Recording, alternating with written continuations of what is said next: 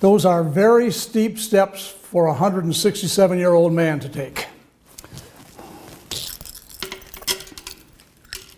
Oh, I apologize for my tardy arrival. The celestial vehicle that brought me here deposited me on the campus earlier today. And since then, I've met a lot of people. I just love meeting people. I love this campus. I love the life I've lived. Oh, that's a lot of love. Which reminds me, did you hear about the 5th grader who was asked to define love? He said it was when a girl puts on perfume and a boy splashes on cologne and they go out and smell each other. Well, I love to meet people, but not in that same fashion. Now, I did want to march in with you following the flag, but I couldn't resist exploring the grounds. So I'm late because, well, time just got away from me. You know, time doesn't mean much in eternity. Actually, there isn't any.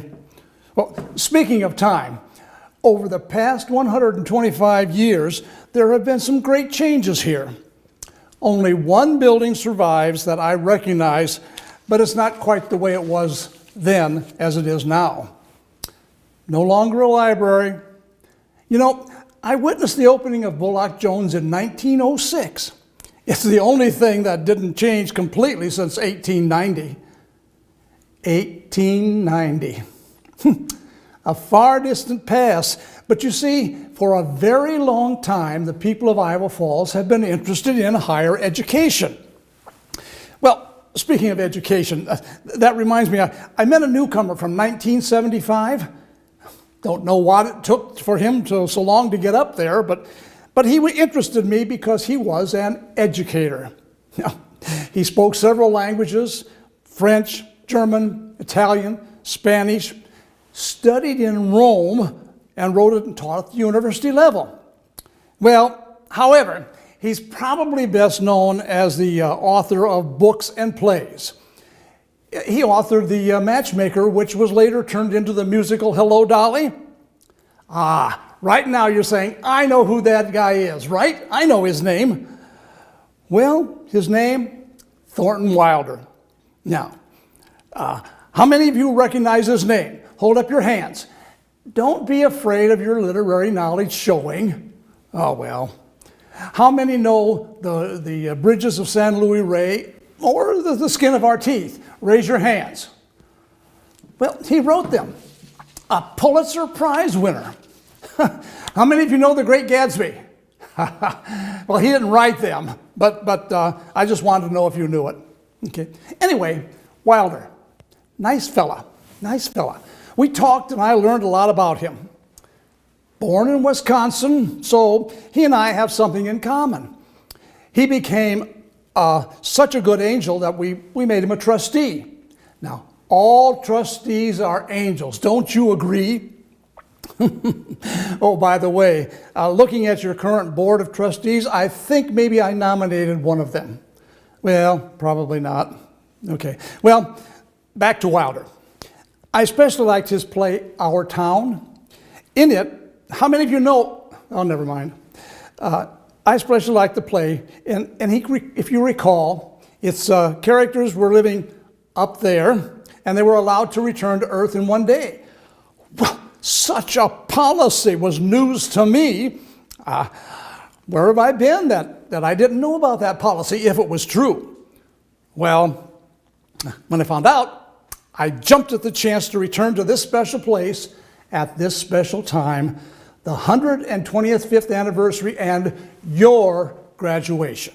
Okay. Now, your graduation is a step into the future, and that made me think of my past, which was my future.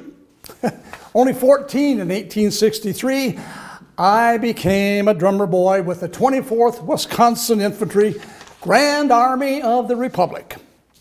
You know, only fools are willing to stand up and bang on a drum in the face of enemy fire, which I did. Well, joined with my father. Yes, we signed up and served together. Well, the Civil War was not very civil, mind you, but it was a maturing experience.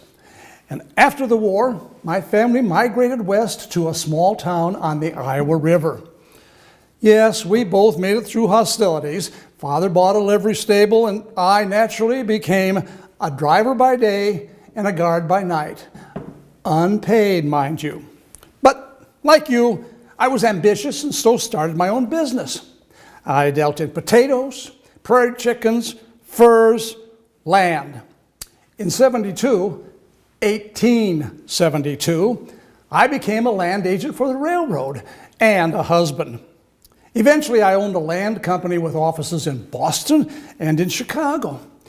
Well, fortune favored me, and so it became my desire to share that bounty with my neighbors, to help develop the community that I just loved, just as you will.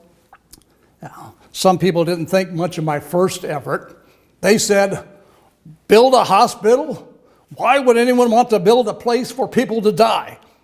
Well, in the 1800s, the feeling was people went to the hospital to die. But with changing times, we built one for life. Next, with the help of Andrew Carnegie, we built a library. The naysayers said, build a whole building just to store books? Well, of course, it wasn't to store books. It was to use them to open minds to new worlds. Libraries, and some of you may have even been in one, still have books and much more. The one on campus, by the way, has a marvelous coffee machine, but it was too complicated for me to get a cup. However, our next idea, an opera house, was received with great joy. Didn't really have grand opera, but we had everything else.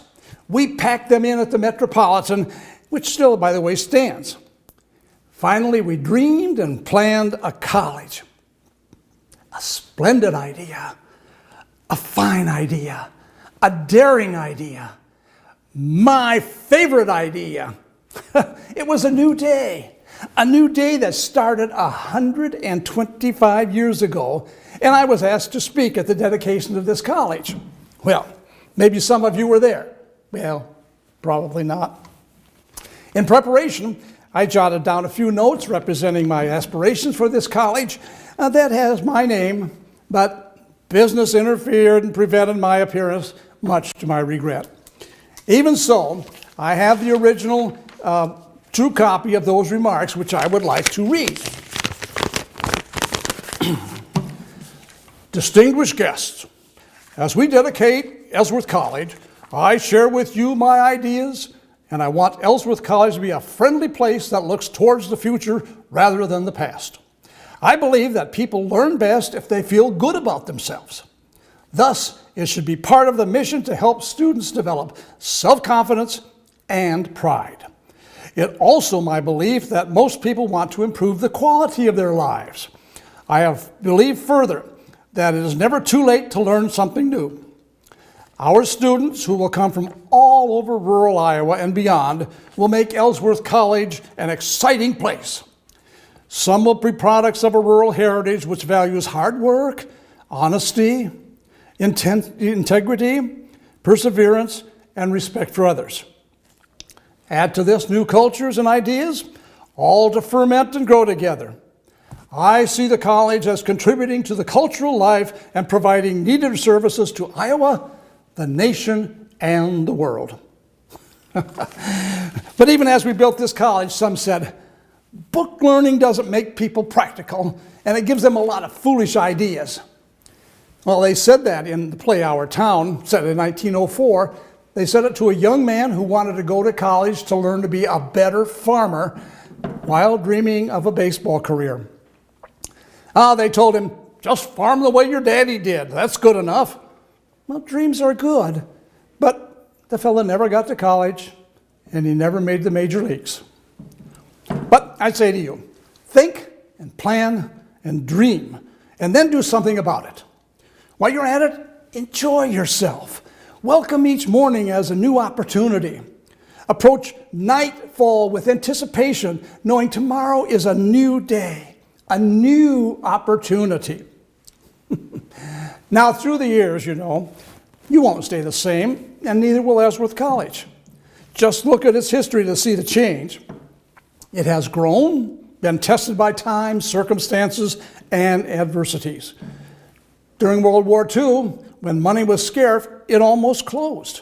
It rose each time, however, from the ashes like phoenix. Its mission further refined and better defined. My friends, 125 years later, I am delighted to tell you that my advantage from great height and age, Ellsworth Community College has fulfilled my dreams. On this special day in 2015, my young friends, when you walk across this platform in a short while, you will form a bond of educated people which will last forever, and that is a long time.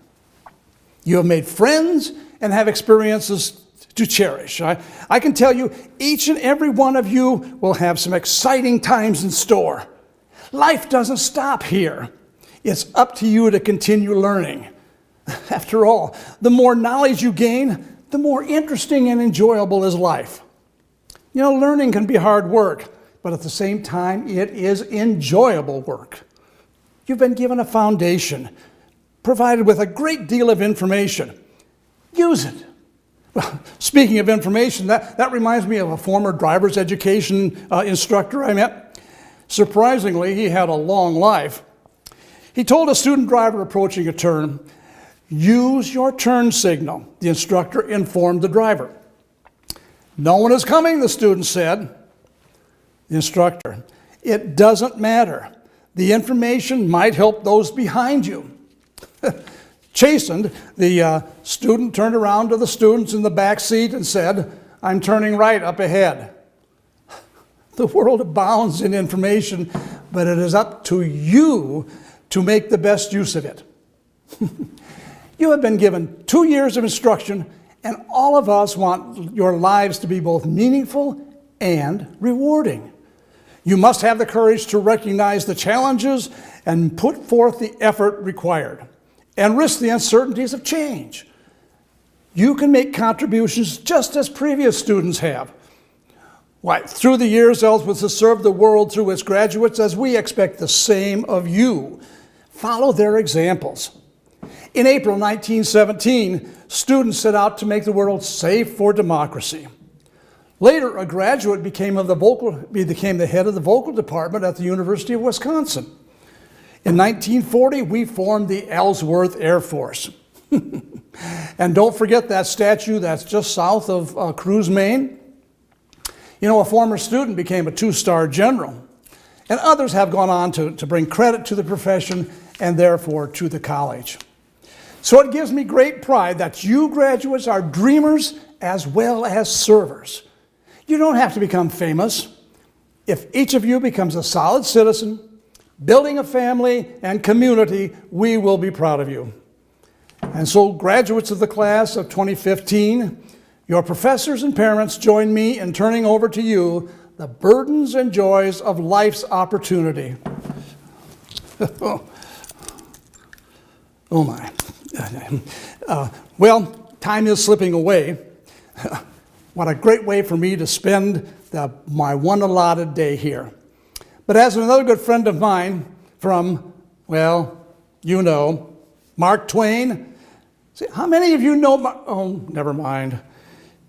He said, "It's a terrible death to be bored to death." But you know what? People who are bored are usually boring people. So, lest I might cause some calamity to occur, I will depart. I'll see you by and by. No need to hurry. I'll be there waiting for you. Until then, I tip my hat to you one and all and wish you good luck.